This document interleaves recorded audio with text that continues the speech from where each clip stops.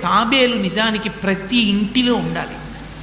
మనకి ఇప్పటికీ దేవాలయాల్లో తాబేళ్ళు ఉంచుతారు. ప్రతి దేవాలయంలో తాబేలు ఉంటుంది. పూర్వం ప్రతి నూతిలో ఒక తాబేలు నుంచేవారు.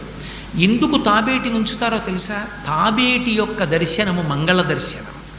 తాబేటి వంక చూస్తే మంగళం. అందుకే ఇంట్లో కనీసం తాబేలు బొమ్మ అట్టి ఉంచుకుంటారు. ఉంచుకుని ఒకసారి ప్రయత్నపూర్వకంగా దాని వంక చూస్తారు. ఎందుకు తాబేలు ఇంట్లో ఉంచుకోవాలి అంటే దాంట్లో ఒక రహస్యం ఉంది. దీక్ష అని ఒక మాట. దీక్ష అన్న మాట దేనికి అన్వయం అవుతుంది అంటే యజ్ఞానికి అన్వయం అవుతుంది. యజ్ఞం చేసేటటువంటి వాడు దీక్ష స్వీకరిస్తాడు. దీక్షా స్వీకారం చేశాడు అంటే ఇంటి లోపలికి మళ్ళీ వెళ్ళరు.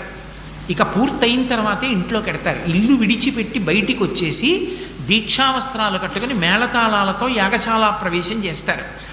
ఇక ఎప్పుడు మళ్ళీ ఇంటికి వెళ్ళడం? ఆ యాగం అంతా